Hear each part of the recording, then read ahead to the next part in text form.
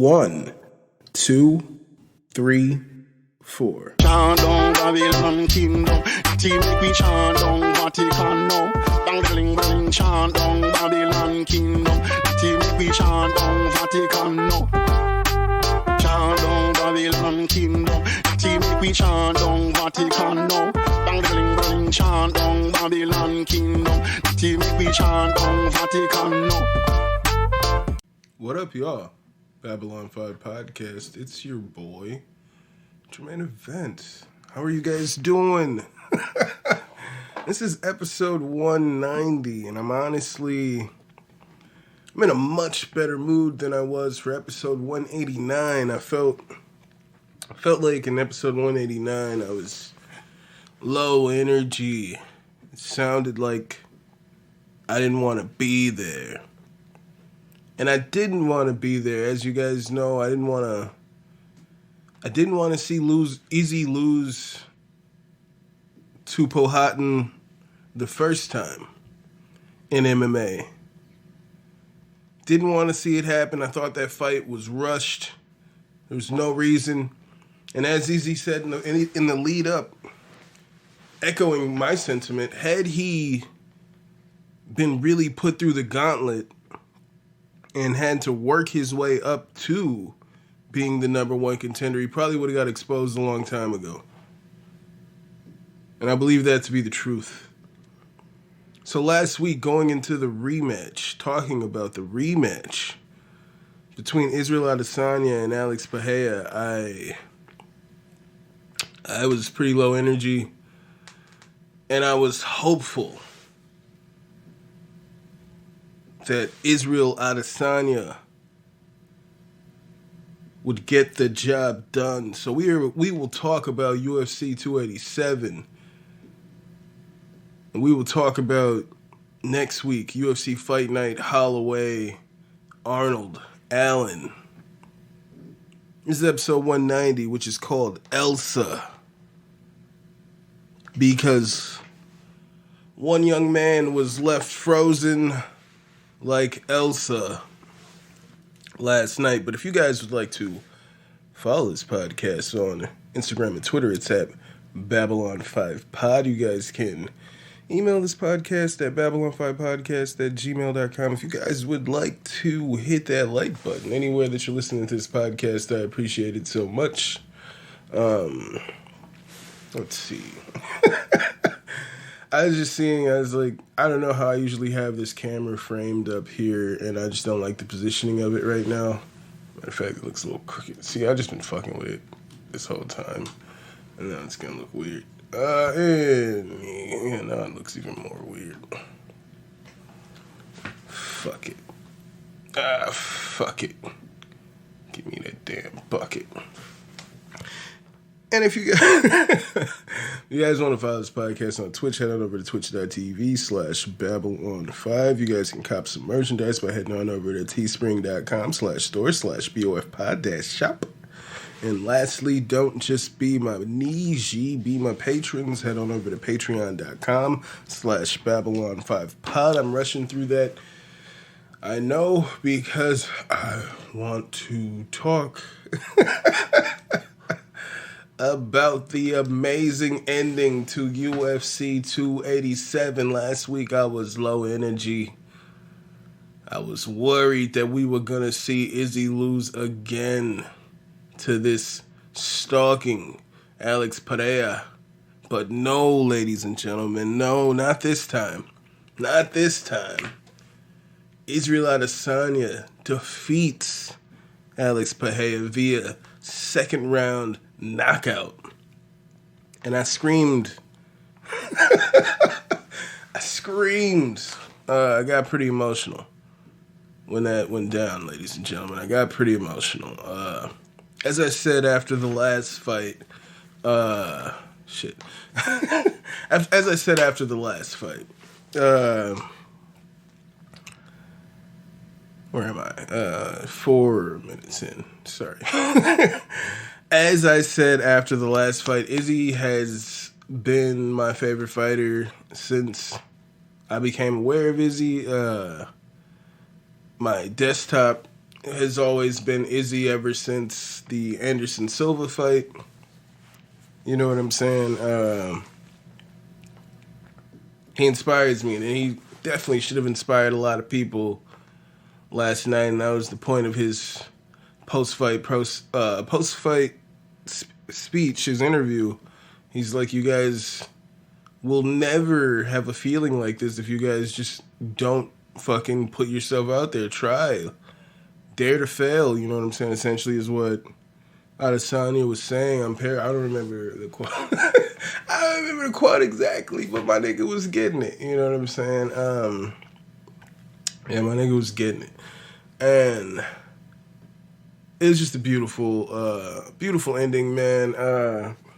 It felt like a weight was lifted off of my shoulders as a diehard Izzy, as an open Izzy fucking supporter.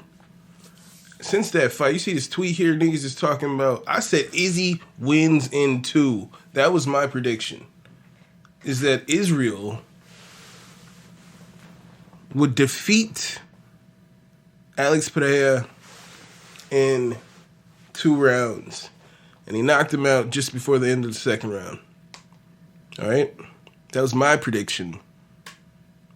Leading into that fight was Israel would finish him in 2 rounds, and he did it. And he fucking did it.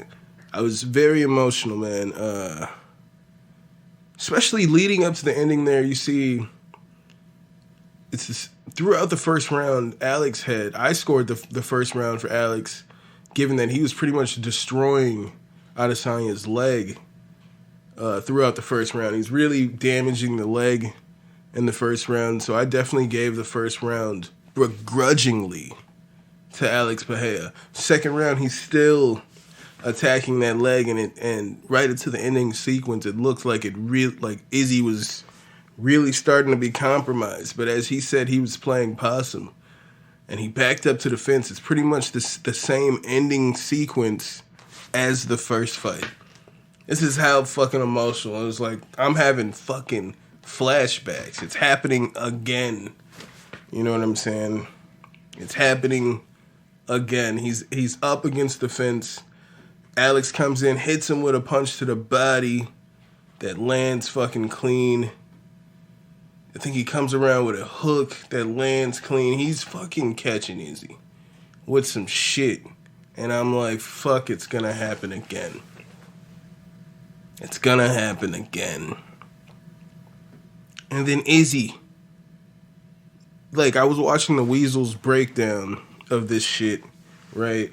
In the middle of this shit, yeah, fucking Alex comes in, hits him with a knee in this, hits him with a hook to the body, then hits him with a knee. All of this is landing. And the Weasel's breakdown, he shows how, like, even as those punches are coming in, Izzy's just eyes open. He's got his guard up, but he's watching Pereira the whole time. All right? He was waiting for the perfect opportunity. And as soon as he saw an opening, Izzy came in, caught him with the jab to fucking, you know what I'm saying, to stumble him a bit. And then he got him with the overhand right, and that fucking made him dip exactly as he did in the first fight. But this time it wasn't the end of the round. Alex was saved by the bell in the first fight. But we had about 40 seconds left in this round, so there came a second overhand, which knocked Alex Pereira out cold. And Izzy hit him with a nice hammer fist for good measure as he laid there unconscious on the ground. And then he beautifully takes Powhatan's taunt and shoots the bow and arrow 3 times at Powhatan, and then he breaks the bow. And then he finds Pereira's son, who taunted him when Pereira knocked him out in kickboxing, and like fell down, like, oh, got knocked down, mocked him for getting knocked out. Found that kid in the crowd, pointed at him, and then your father went to sleep. Mocked him. This is 2017. I believe it was 2017 when this fucking happened, when he knocked out Izzy in kickboxing. And his son did that taunt. And here we are in 2023, yes. And Izzy beautifully mocked that little boy. All right. He had that whole family in tears, and I loved it. I fucking loved it, ladies and gentlemen. I was wilding on Twitter. I need to calm down. And I loved it because, as an Izzy fan, I've just been seeing the abuse Izzy's been getting online since that last fight. I saw the reaction of Volk. Matter of fact, I'm going to play some of that right here. Because if y'all go to my YouTube channel, y'all can see my... Shit, I'll play it right here. I'll play it. This is me. Izzy's hurt. His leg is hurt. I thought it was going to be over. He's getting beat up against the fence. Fuck. Oh, he hurt his... Yes! He knocked him out! Yes! Yes! Yes! See, I'm like very emotional. Knock that nigga out in two! Yes! Yeah, so I was over the fucking talk. But, it's like pretty much the same with Volk.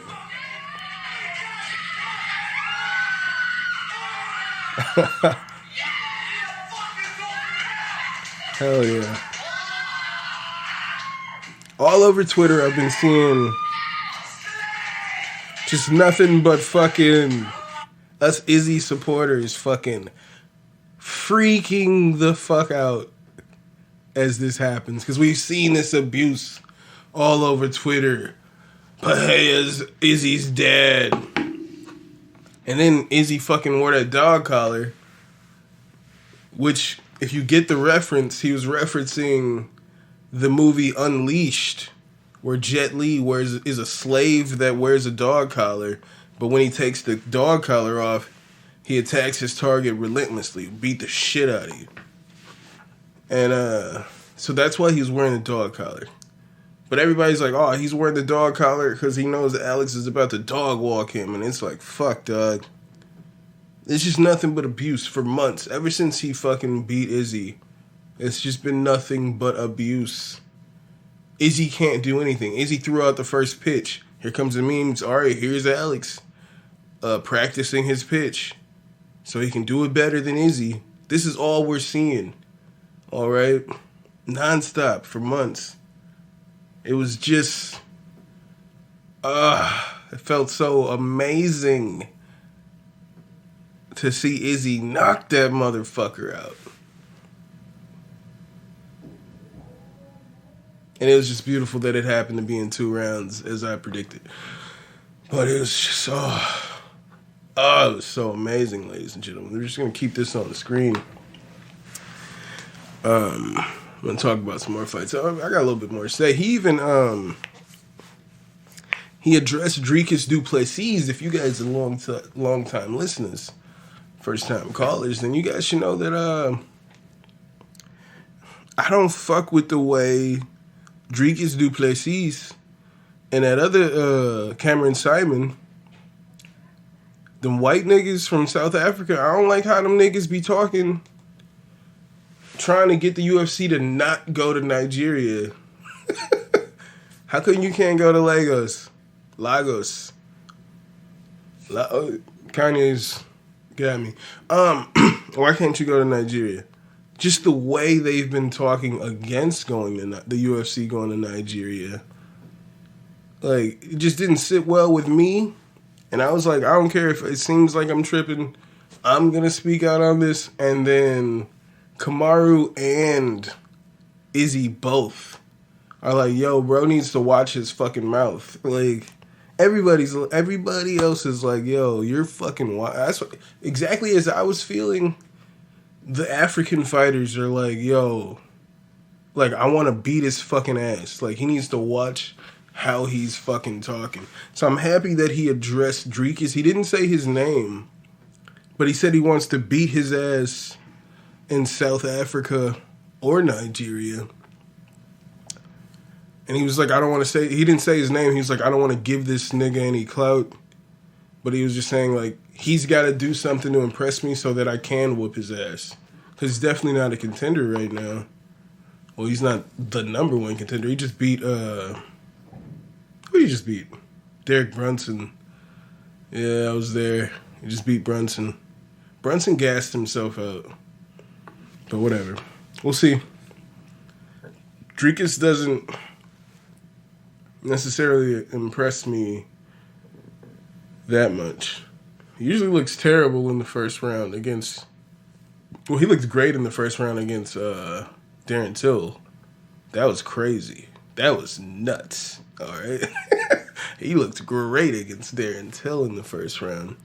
But I don't know, he seems tough. I don't think that would work against Izzy. Just trying to out-tough Izzy.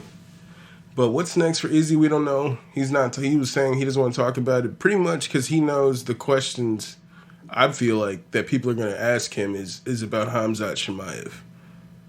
Everybody's going to ask him, like, are you fighting Khamzat Chimaev next? And he just fucking beat Pahea. He just knocked out Pahea. Go fuck yourself. Let him enjoy the fucking moment. Like, I knew that they all just wanted to ask about Khamzat. It's just crazy that immediately after this fight, you've been training for months for this fight, and the second it's over, they're like, all right, so who's next? What are you doing after this? What are you training for immediately after you leave the arena? Like, don't fucking celebrate what the fuck you just did. But it's probably going to be Khamzat Chimaev next. I'm not sure who else would be a contender other than, like, Whitaker. And he was saying, like, outwardly, he doesn't want to fight the same guys again. So he's already shutting down a Whitaker fight. Yeah, he's already shutting that down. So it pretty much would probably be Khamzat Chimaev. We will see. Though I was seeing that they were talking about Khamzat versus Paulo. But they're not going to do Paulo versus Izzy right now. Maybe if Paulo beat Khamzat, then sure. But I think that it would make more sense to just push Khamzat to Izzy. I'm a big fan of both. I don't really want to see that fight happen. I would much rather see... I would rather see Khamzat at 170. That's what I wanted. I wanted him to fight Shavkat. But I don't think that'll happen now. So I think that's what's next for Izzy. It's probably Khamzat Chimaev. A lot of people, or even Dana, was saying that Alex Pahea is just going to move to 205 after this fight. He's saying Pahea is not going to fight at middleweight after this. Which he was just your middleweight champion. Like an hour before you said he's not going to fight at that weight class no more, he was your champion. An hour before that statement. That's weird. Maybe there are nefarious activities. Felonious intent from... Because Izzy was trying to make some claims that...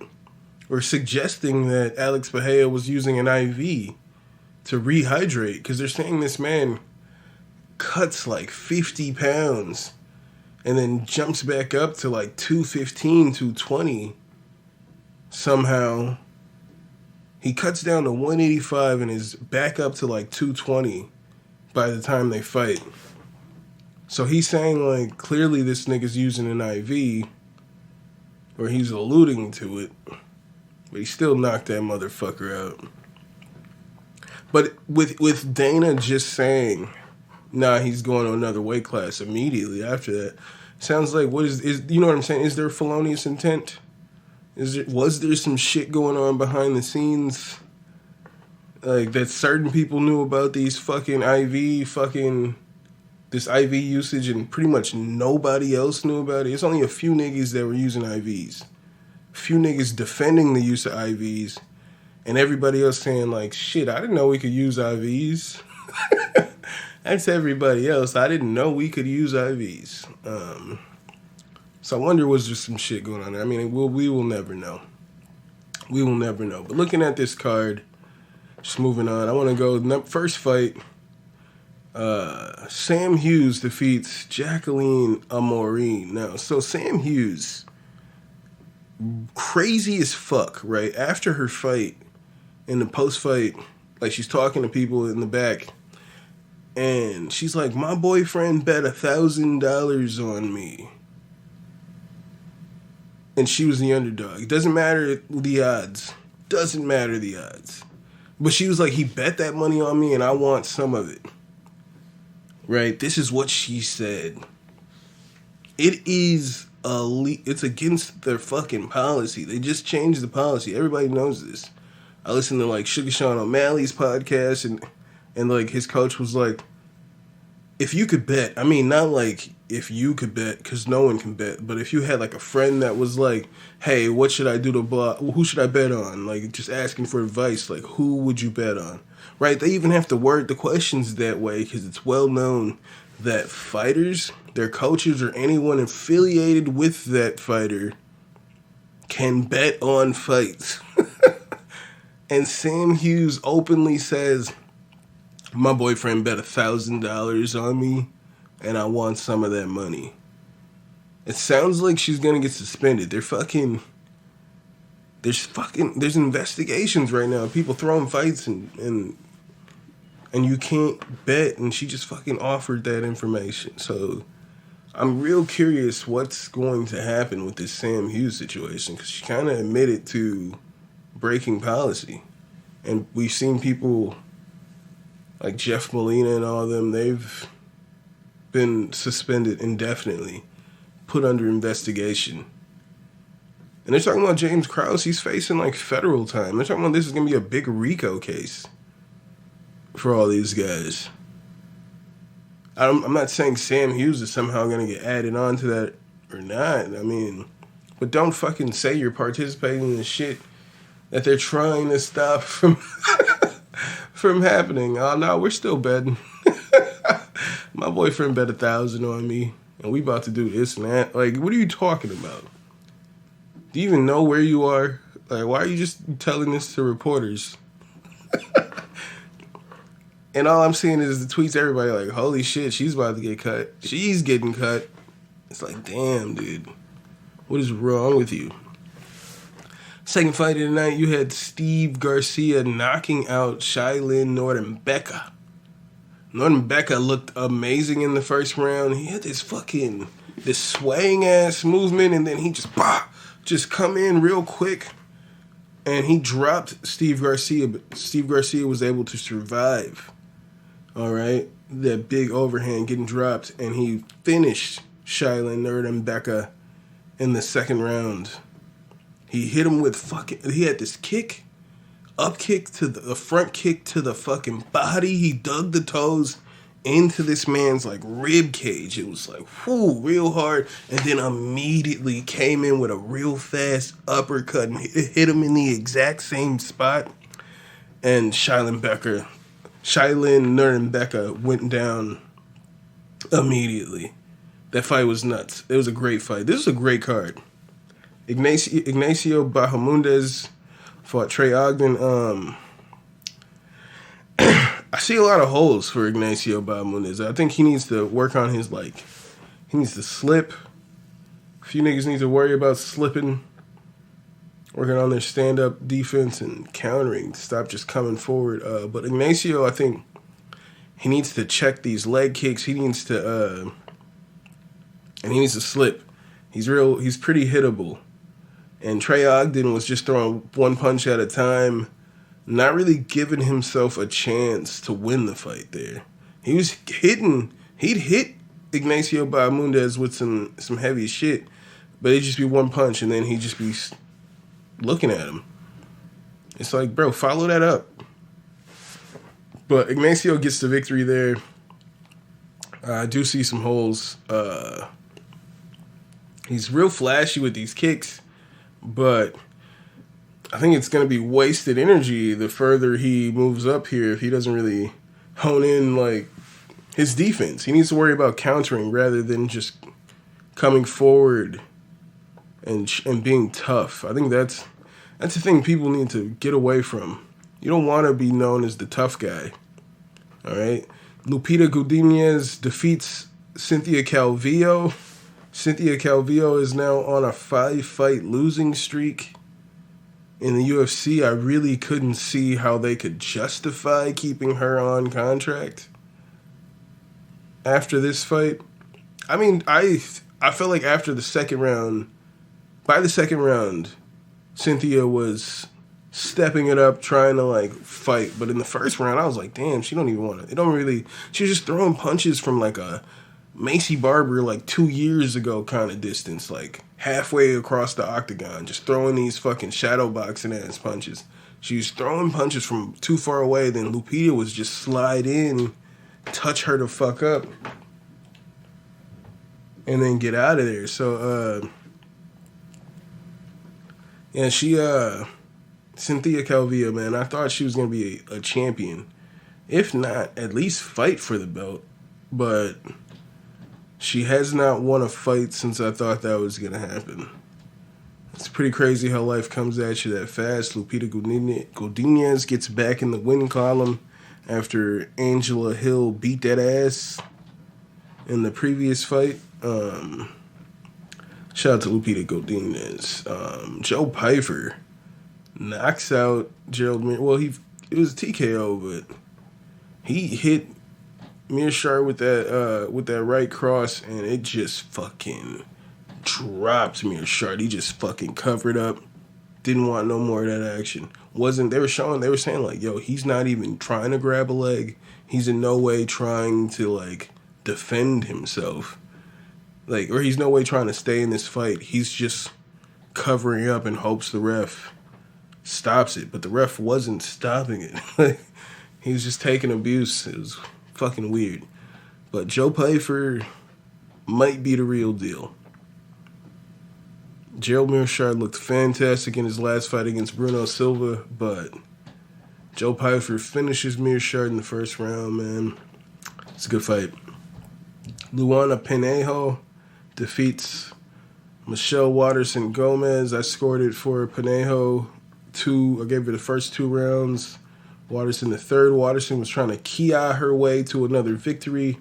Seen a lot of people upset, like, what fight are they watching? Gomez won that fight. And it's like, nah, you just were blinded by the fucking kiosks. She's an actor. Like, yeah, she stood up and put her arms in the air after the fight, but so did a Maureen, who got fucking dominated in that fight.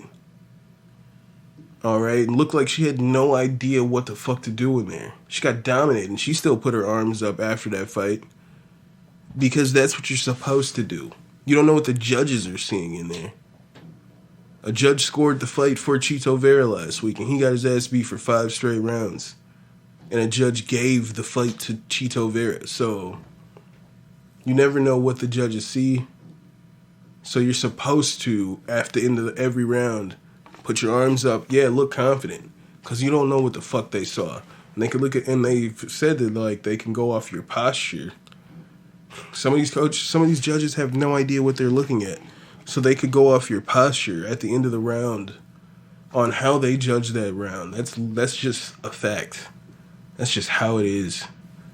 So, yeah, she put her arms in the air, and you guys were confused because she kept going, kia, kia, as she was throwing these punches, these kicks, not landing anything. That's why I was tweeting. I was like, she's a fucking actor. She's just throwing out strikes going, kia, kia, kia. But she's doing it from a Macy Barber distance, halfway across the octagon. No chance that anything was going to land, but it was very theatrical. And all the commentators like, oh, well, Waterson's being the more active fighter here. And yeah, she was throwing a lot. But in no way was she throwing it from a distance where it seemed like she was trying to land it. It didn't seem like she was trying to land it, but them kiosks were definitely swaying people at home to thinking she won that fight. I think one judge scored it for Waterson Gomez. Delusionally. Fucking craziness.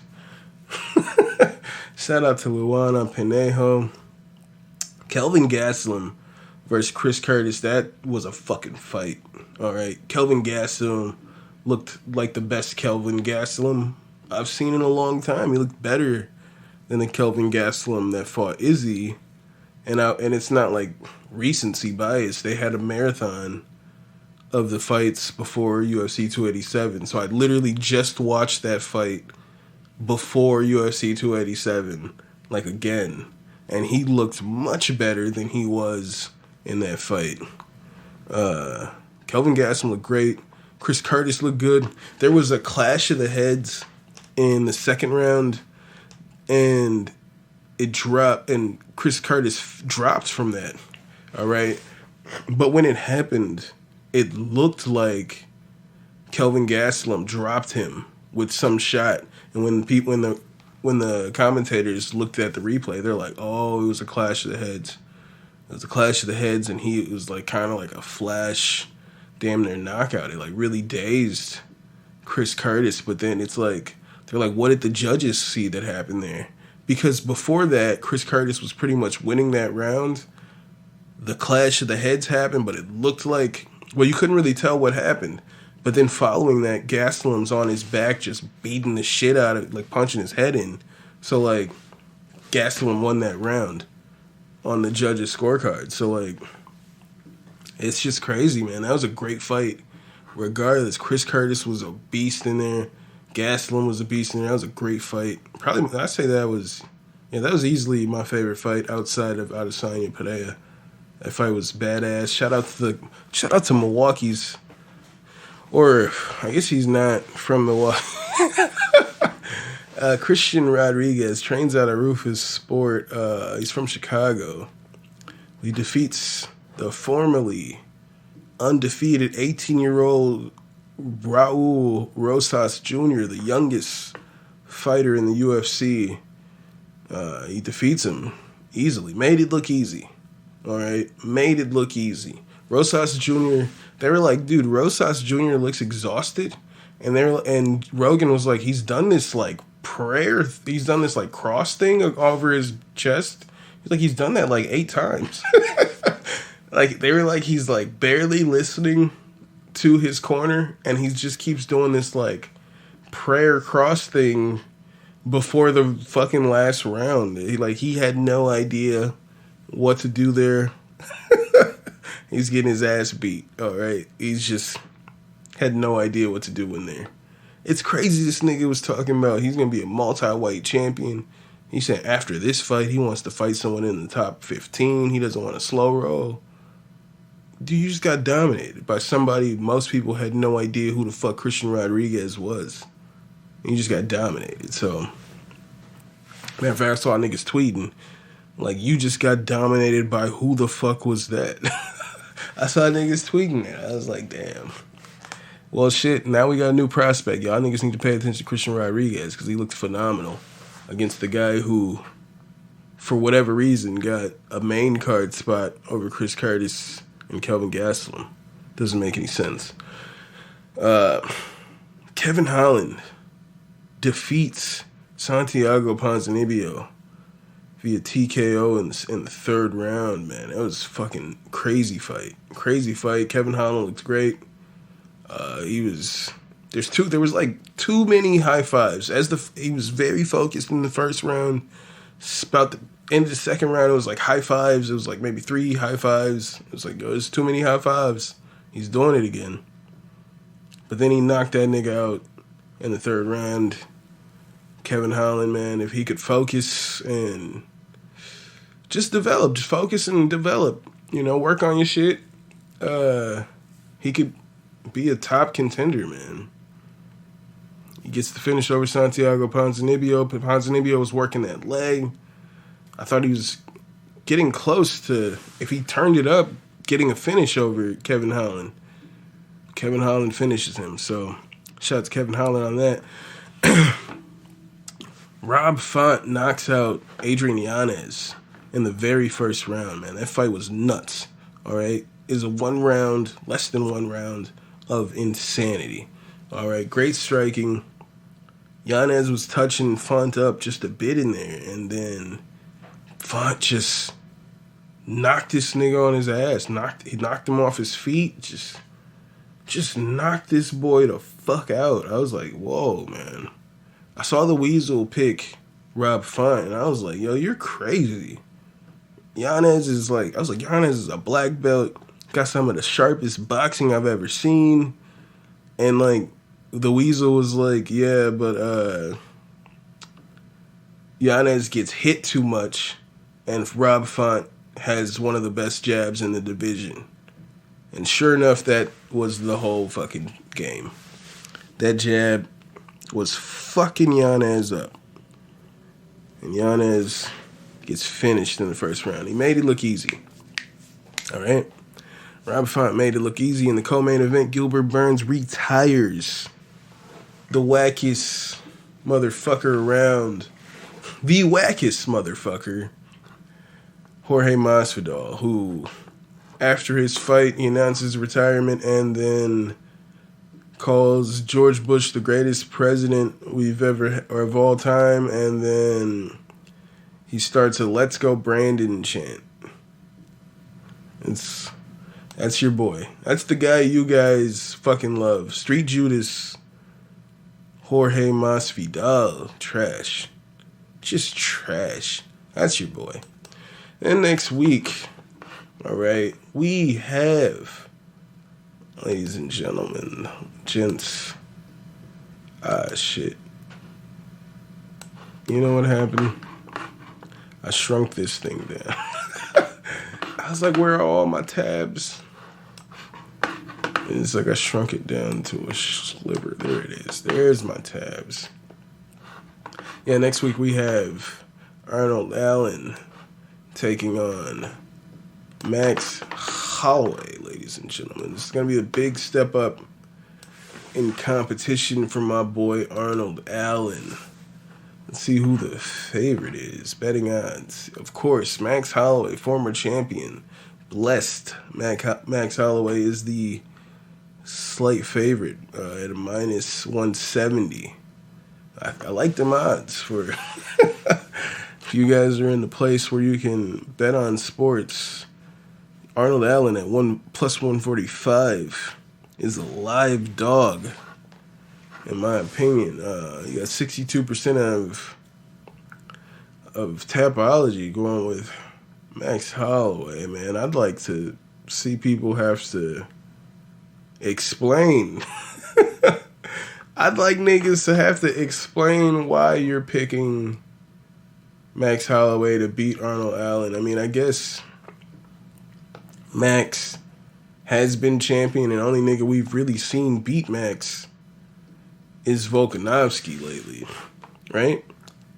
It's not like he's dropping one of this guy, beating that person, losing the next fight, beat the next person, lose that. You know what I'm saying? It's not...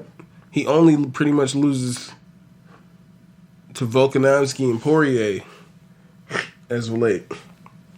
Arnold Allen don't lose to nobody, nigga. Arnold Allen's 19-1. Only loss coming via decision in Cage Warriors back in 2014. Arnold Almighty. I'm going with Arnold Allen in this fight. I think he could stop Max Holloway. I think Holloway is very touchable. I think what Arnold does in there with the punches and bunches and his power, I think he can overwhelm Max Holloway early and get Max out of there. I think he's going to end Max's streak of not being dropped that Volkanovski couldn't do, but I'll be damned if Volkanovski didn't fuck that nigga up in the pursuit of dropping him. And after all those fights, even in the victory against Yair, I think he's just been taking so much damage recently. He's the most hit fighter in UFC history, I believe. He's absorbed the most head strikes out of any fighter in UFC history. And if that's going to be the issue, if that's going to be what's happening in a fight with Arnold Allen, I think you guys need to bet the fucking house on the underdog, Arnold Allen. If you live in a place where you can do things like that. If you live in Wisconsin, and you guys need to put Arnold Allen on your DraftKings roster.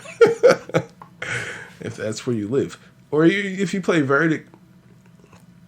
I don't know, I just downloaded that shit. I've been looking at it recently, but whatever. Verdict seems cool. I'm just getting into this DraftKings shit. But I'm fucks with it. So yeah, I'm rolling with Arnold Allen. I think he's gonna finish Max Holloway. If not, like in the second, if not the first. If not the first round. I think he's gonna overwhelm Max and just be too powerful with punches and bunches. I'm going Arnold Allen. Going Arnold Allen. And the co-main event is gonna be a fucking banger. Edson Barboza versus Billy Quarantillo. Quarantillo's fucking game. I fucking love Quarantillo. Alright? Quarantillo's a fucking gamer. And Barboza is the favorite for people on Tapology. He's the underdog. Barboza is the slight underdog. Dude, yeah, this is a tough fight. I don't know. Barboza is also 37 years old. He's coming off a 2-fight. He's on a 2-fight losing streak. Was it Makwan? Did he lose to Makwan? No, he beat Makwan. He lost to Giga Chikadze, who is kind of mid. And he lost to Bryce Mitchell, who looked pretty mid against Ilia Topuria. And oh my goodness. It says Ilia Topuria was scheduled to fight Edson Barboza after he lost to Bryce Mitchell, he was going to fight Topuria. He'd be on a 3-fight losing streak already. I think Billy can get it done here, man. Billy Quarantillo, 34, he's just game, man. He's a fucking gamer. All right? I'm going Quarantillo. And in the fight before that, you got Dustin Jacoby, who I fucks with, man. I fucks with Dustin Jacoby. He's just a fucking gritty motherfucker. He's skillful. Lost a split decision to Khalil Roundtree in his last fight, and now he's up against Azmat Murzakanov.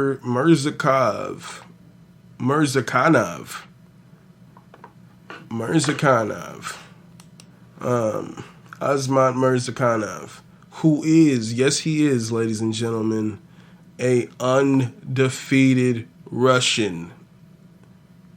His last name ends with an Av, and he is an undefeated Russian. This is not a drill. There is another undefeated Russian. Oh, he's the one who dominated Devin Clark in that last fight. I don't like Devin Clark, though. That's neither here nor there. I don't know. I'd have to watch some more videos on this undefeated Russian, because usually it's just like, oh, undefeated Russian, that's my pick. All right, he's clearly gonna dominate, but Dustin Jacoby is really good. All right, Dustin Jacoby is really good. So I'd have to look more into Azmat. Right now, I would say without looking into Azmat, I would say Jacoby's gonna give this nigga his first L, because Dustin Jacoby's fucking good. And if this Azmat guy, he went to the third round with this Tayfon in Chukui. All right, Tayfon in Chukui, who lost to fucking Carlos Olberg. Fucking Jin Young Park. He beat Mike Rodriguez. Man, I don't know about this. You went to the third round with that guy. And you think you're about to beat Dustin Jacoby? Dustin Jacoby is fucking good. He's good. He's really good. I'm definitely going with Dustin Jacoby. There's some good fights on this card next week, ladies and gentlemen. Where are these niggas going to be at? Kansas. They're in Kansas City, Missouri. They're not in Kansas. They're in Kansas City, Missouri. And you got Pedro Munoz versus Chris Gutierrez. That's an interesting fight. Clay Guida, Rafa Garcia. That's gonna be. I'm all in on Rafa. Rafa's my boy. I'm going Rafa Garcia on that one. Brandon Royval versus Mateus Nicolau, who I think he was quartering Panejo last night, I believe. There's some good fights on here, man. Jillian Robertson versus Piera Rodriguez. Lando Venata versus Daniel Zellhuber. Some good fights, ladies and gentlemen. Next week is going to be a good card. We're starting off with Jocelyn Edwards versus Lucy Pudilova. That's interesting. That's a good fight to start the card off. Okay, we got some ladies that can fucking bang to start this card. It's going to be a good card next week, ladies and gentlemen, so I'm excited for that. And you guys should too. And if you guys would like to follow this podcast on Instagram and Twitter, it's at Babylon5Pod. You guys can follow. Let me go ahead and put this back on the screen. You guys can email this podcast at Babylon5Podcast@gmail.com. If you guys would like to hit that like button anywhere that you listen to this podcast, I'd appreciate it so much. If you guys would like to follow this podcast on Twitch, you can go ahead and follow the podcast at twitch.tv/Babylon5. If you guys would like to cop some merchandise, head on over to teespring.com/store/BOFpod-shop.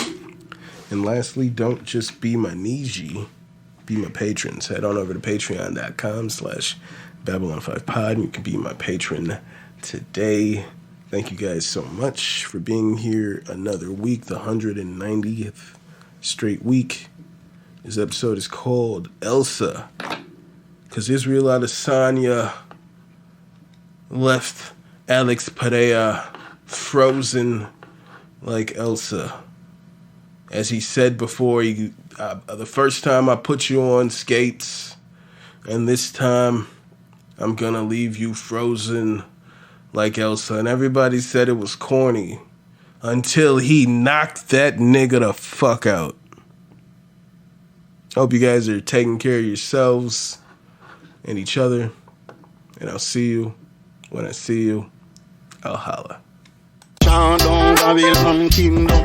Team make we chant down Vatican now. Bang bling bling chant down Babylon kingdom. Team make we chant down Vatican now. Chant down Babylon kingdom. Team make we chant down Vatican now. Bang bling bling chant down Babylon kingdom. Team make we chant down Vatican